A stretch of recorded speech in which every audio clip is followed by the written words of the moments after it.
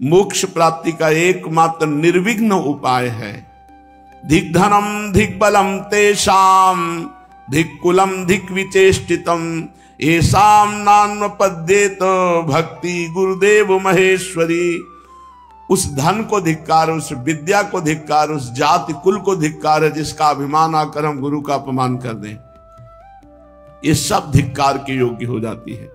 केवलम गुरु शुश्रूषा त्वत्कृपा कारिणी प्रिय मदभक्ति संहिता चेत सर्व काम फल प्रदाम। हे प्रिय, केवल गुरु की शुश्रूषा सेवा भक्ति अद्भुत कृपा प्रदान करती है। यदि मेरी भक्ति सहित गुरु की सेवा हो तो सर्व दशाएं आ जाएंगी, चाहे प्रेम की चाहे ज्ञान की। हरि गुरु चरण सेवा अनुसरहु अर्चन बंदन संतत करहु दासंतन कर फल लहो। हरि गुरु चरण, गुरुदेव भगवान की सेवा और हरि की भक्ति, बहुत रंग आ जाएगा। सर्व ज्ञान सर्व प्रेम जो चाहोगे सब प्राप्त हो जाएगा। क्षीयन्ते सर्व पापानि वर्धन्ते पुण्य राशयः सिद्ध्यन्ति सर्व कार्याणि गुरु शुश्रूषया प्रिय। हे प्रिय, जो गुरु शुश्रूषा अर्थात सेवा, जो गुरु सेवा करता है, क्षीयन्ते सर्व पापानि, उसके सब पाप नष्ट हो जाते हैं और अपार पुण्य राशि का वर्धन होता है जो गुरु चरण सेवा में रहता है। आज्ञा भंगोर्थ हरणम गुरुरधि वर्णनम गुरुद्रोह मिदम प्राहुर या कुर्यात सपातकी।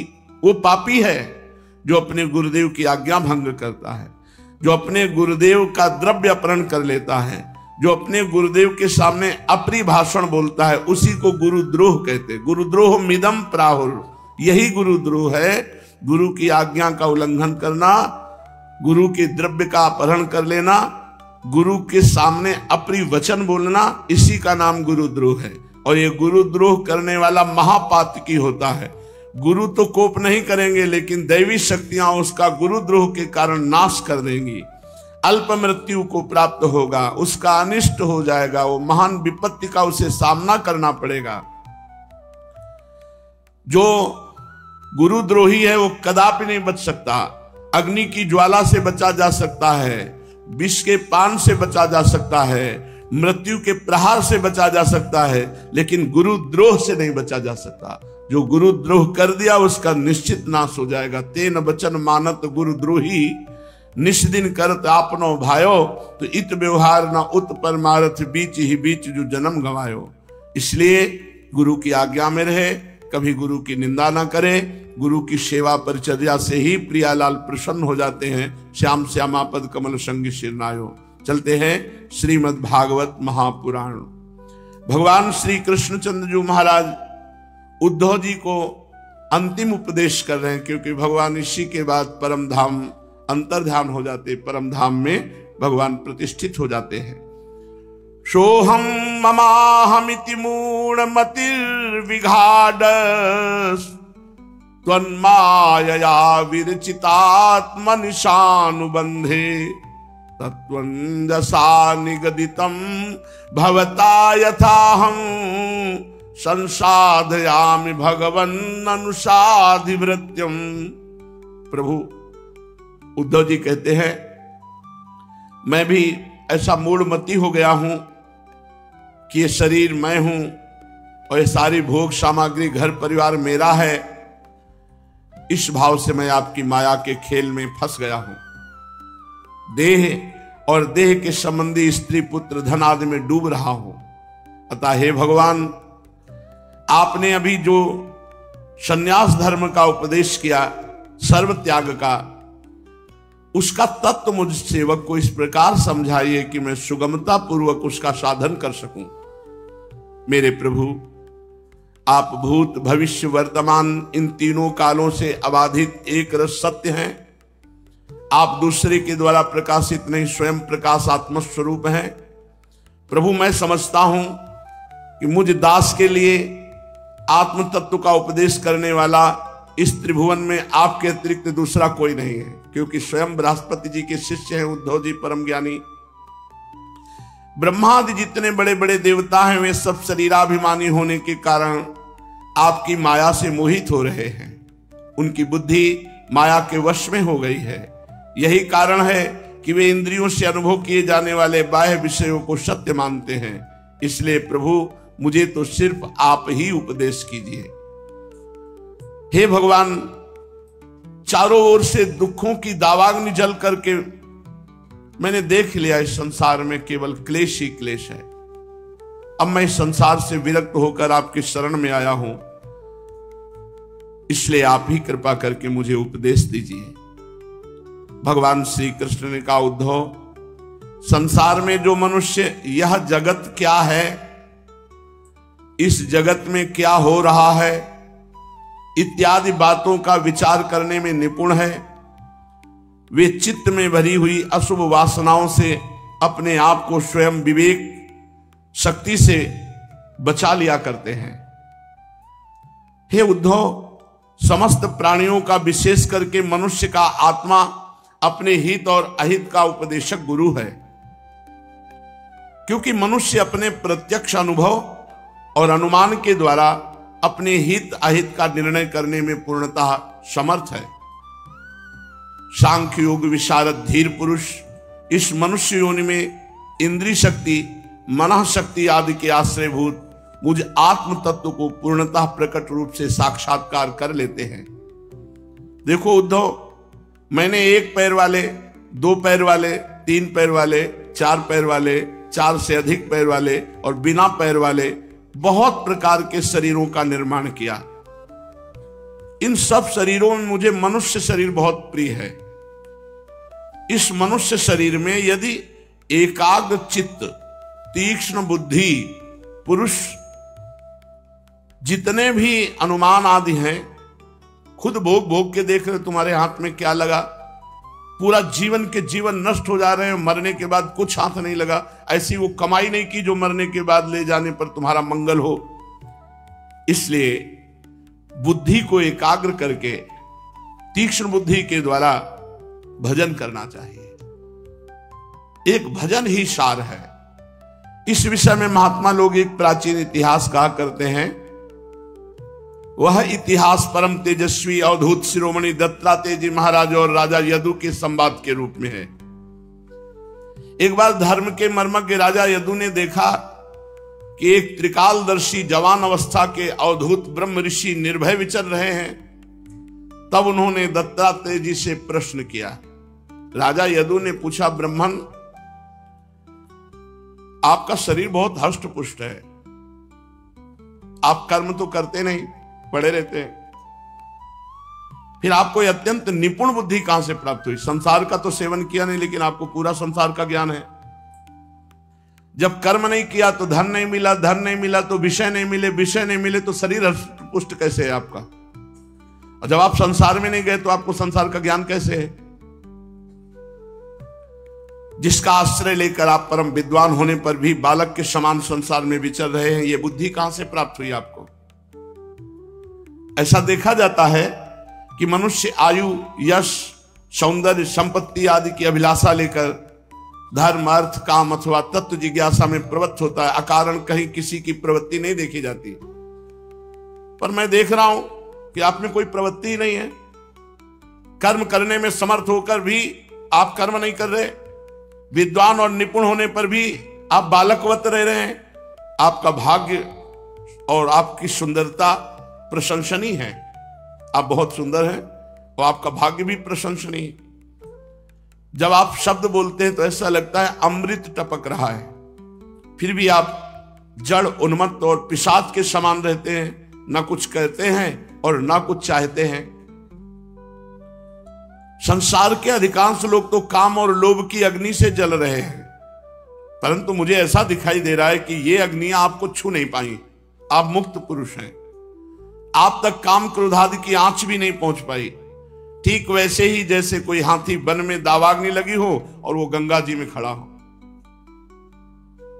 ब्रह्मन, आप स्त्री, पुत्र, धन आदि की आसक्ति से भी रहित है।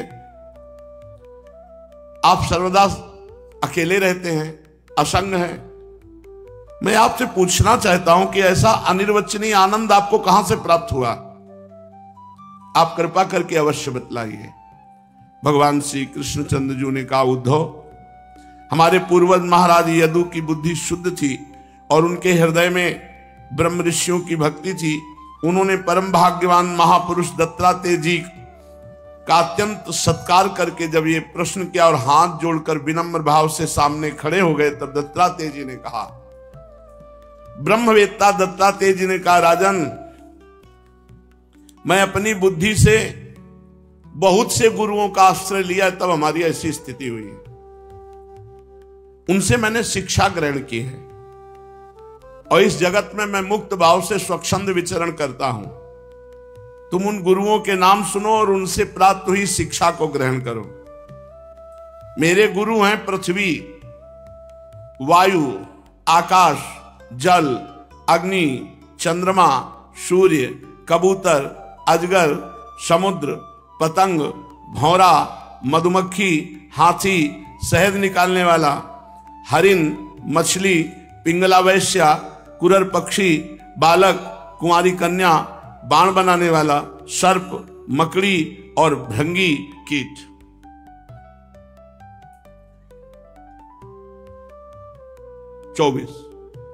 चौबीस गुरु हमने बनाए। इन 24 गुरुओं से हमने शिक्षा ली। इन्हीं के आचरण से इस लोक में अपने लिए मैंने शिक्षा ग्रहण की। और ययाति नंदन महाराज यदु, मैंने इन 24 गुरुओं से जो सीखा वो सब का सब तुम्हें सुना रहा हूं, ध्यान पूर्वक सुनो। मैंने पृथ्वी से उसके धैर्य की शिक्षा ली। कितना भी कुछ भी करो, पृथ्वी आपको कभी पलटकर जवाब नहीं देगी, कोई कष्ट नहीं देगी, वो सब कुछ सह जाएगी। साधक को सब कुछ सह जाना चाहिए पृथ्वी की तरह। ये मैंने पृथ्वी से शिक्षा ली।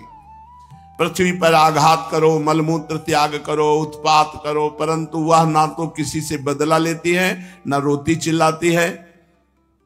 ये साधक का गुण होना चाहिए।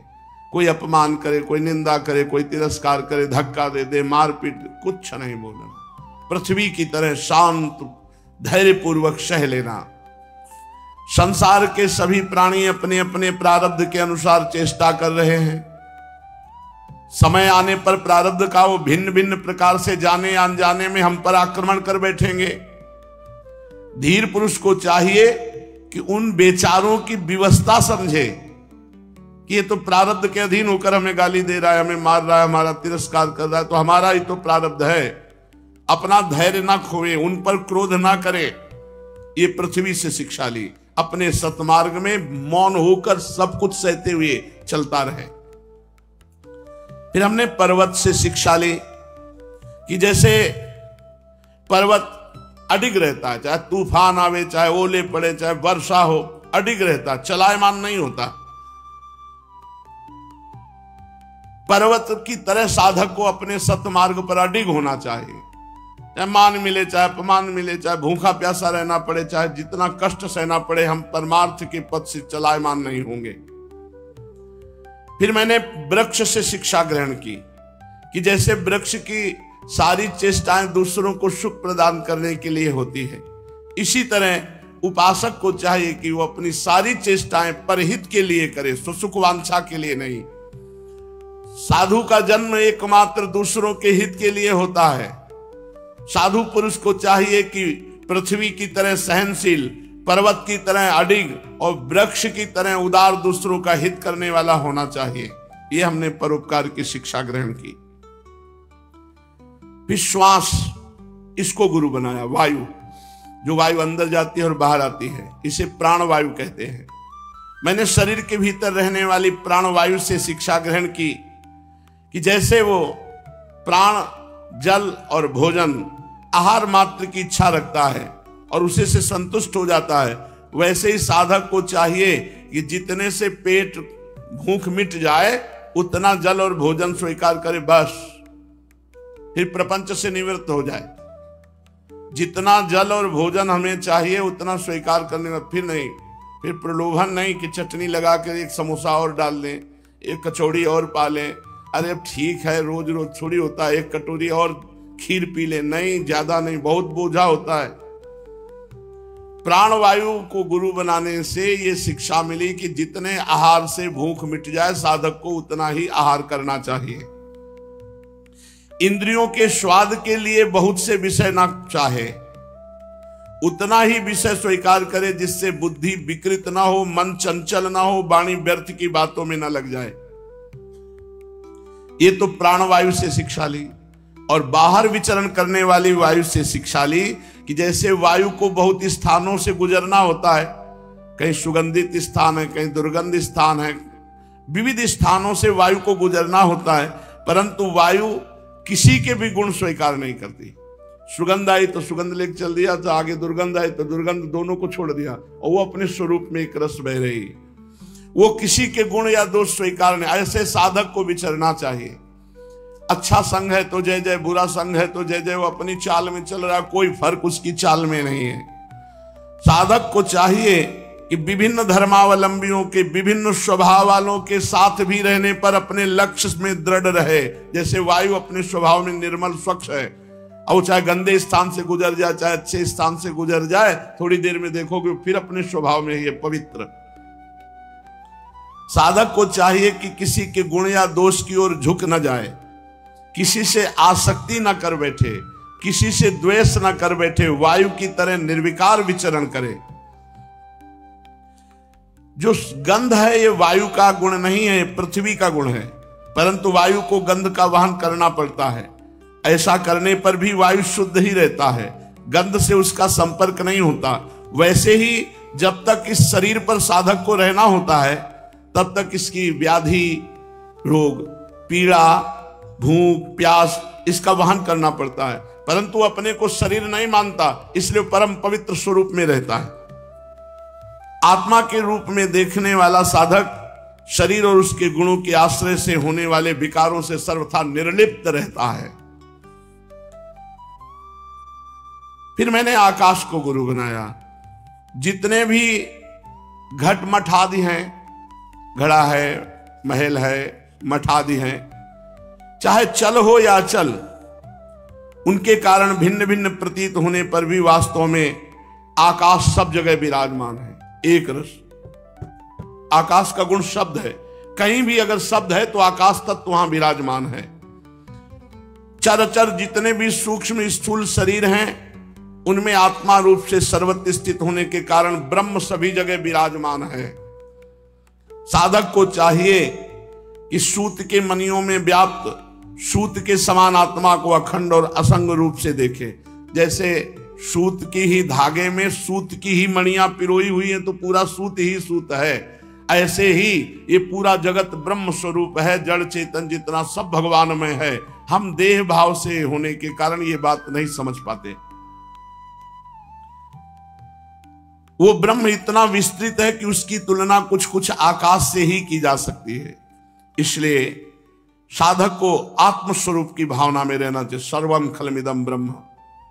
देखो, आग लगती है, पानी बरसता है, अन्न पैदा होते हैं, नष्ट हो जाते हैं, वायु की प्रेरणा से बादल आते हैं, चले जाते हैं, इससे आकाश से कोई संबंध नहीं रहता। आकाश की दृष्टि से ये सब कुछ है ही नहीं।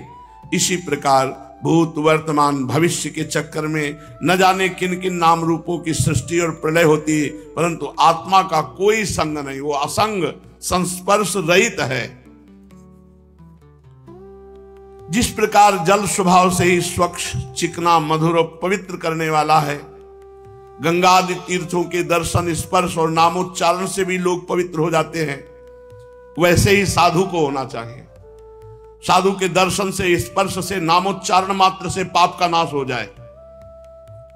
साधु का स्वभाव शुद्ध, स्निग्ध, मधुरभाषी, लोक पावन होना चाहिए। वो जो बोले संसार का परम मंगल हो, परम पावन हो। हमने जल को गुरु बनाकर शिक्षा ली कि स्वच्छ, मधुर, पवित्र, स्मरण करने वालों के पापों का नाश करने वाला, दर्शन करने वालों के पापों का नाश करने वाला साधु होना चाहिए। राजन, फिर मैंने अग्नि से शिक्षा ली, अग्नि को गुरु बनाया।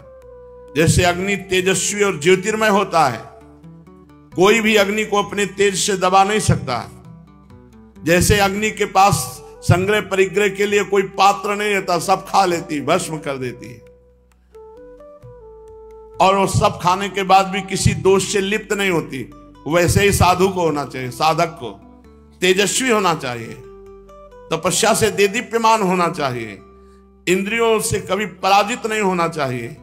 और जो भी मिले अच्छा बुरा भोजन, अच्छा बुरा मतलब स्वाद से लेकर है, वो यथायोग्य पा लिया और सब पचा लिया। एक बार किसी ने कुछ ऐसा भोजन में दे दिया था जो भजन में विक्षेप पड़ा, तो गुरुदेव भगवान से कहा कि हमें लगता है आहार में अशुद्धि होने के कारण आज भजन में बार बार विक्षेप पड़ रहा है। कैसा भजन करते हो कि भजन में विक्षेप पड़ रहा है?